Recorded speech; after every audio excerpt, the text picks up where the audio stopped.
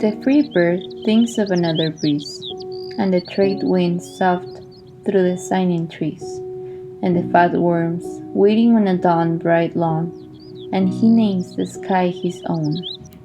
But a caged bird stands on the grave of dreams, his shadow shouts on a nightmare scream. His wings are clipped and his feet are tied, so he opens his throat to sing. The caged bird sings with a fearful thrill of things unknown but longed for still, and his tune is heard on the distant hill, for the caged bird sings of freedom.